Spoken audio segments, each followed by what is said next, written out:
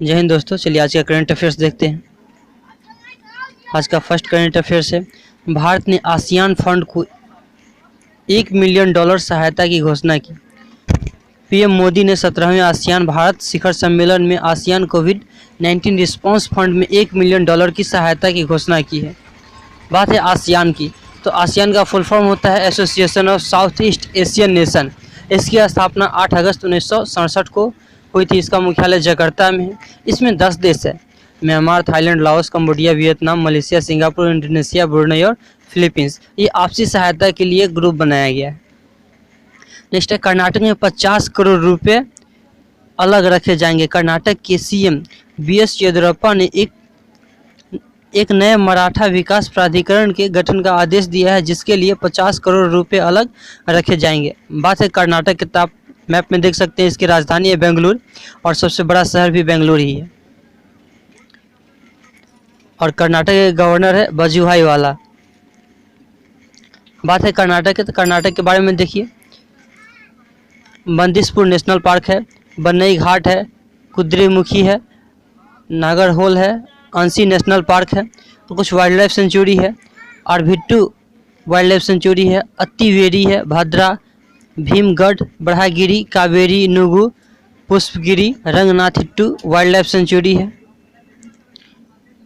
इसका शरावती घाटी wild life sanctuary है, सोमेश्वर वाइल्ड लाइफ सेंचुरी है, काकरापुर परमाणु ऊर्जा संयंत्र है, रायचूर थर्मल पावर स्टेशन है, उडुपी थर्मल पावर स्टेशन है, बेल्लारी थर्मल पावर स्टेशन है, और बंदरगाह जो है न्यू बेंगलुरु जो कि कर्नाटक में है।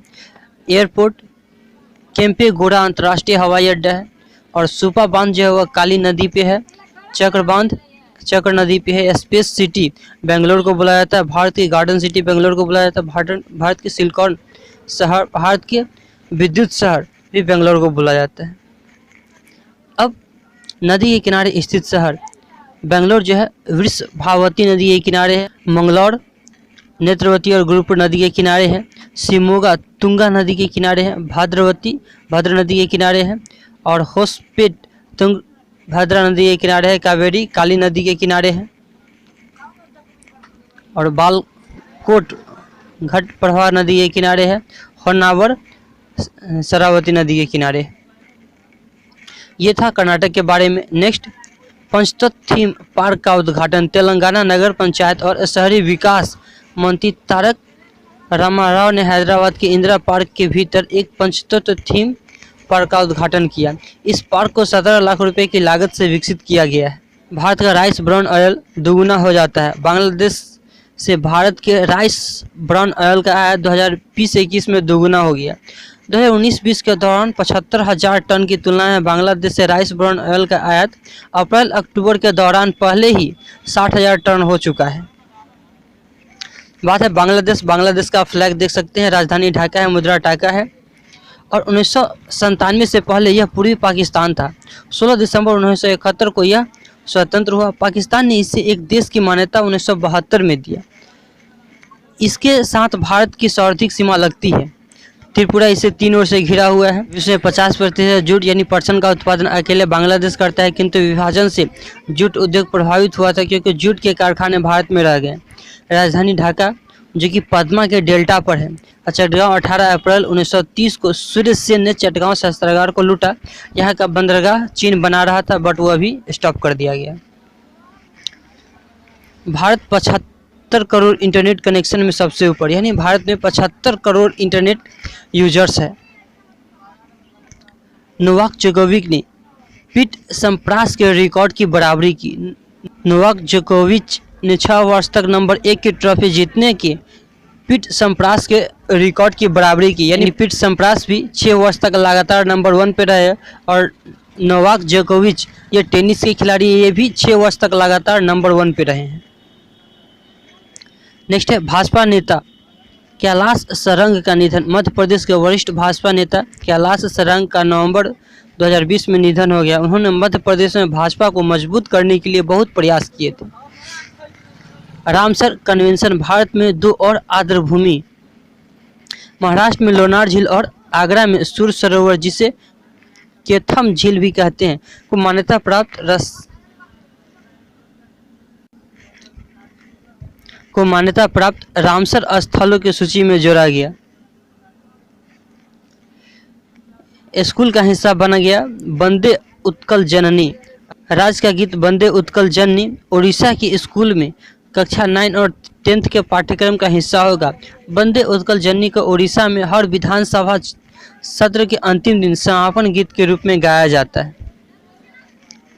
सड़क यातायात पीड़ित स्मरण दिवस 15 नवंबर विश्व सड़क यातायात पीड़ित स्मरण दिवस।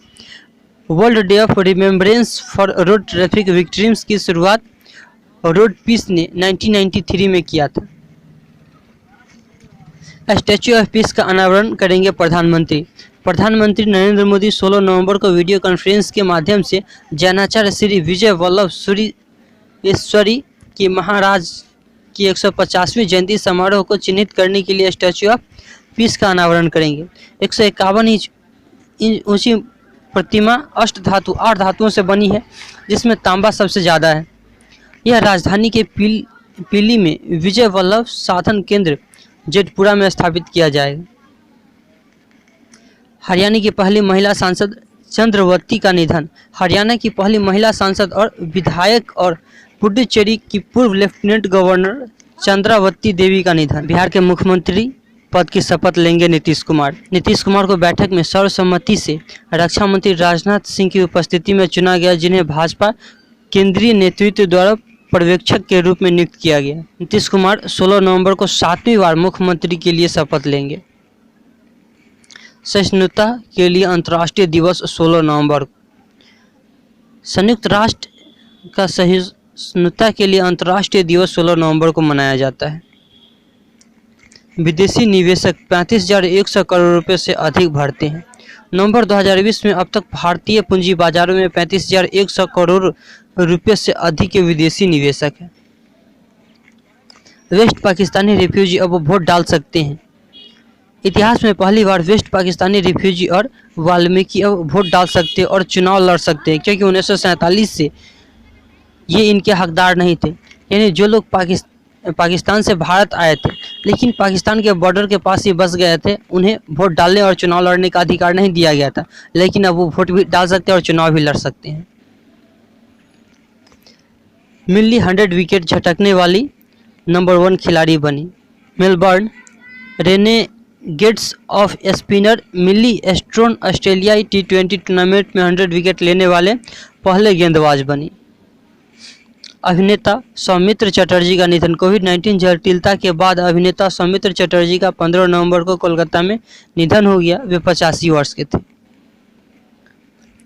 नेक्स्ट, स्पेस एक्स ने नासा के 4 अंतरिक्ष यात्रियों को किया लॉन्च।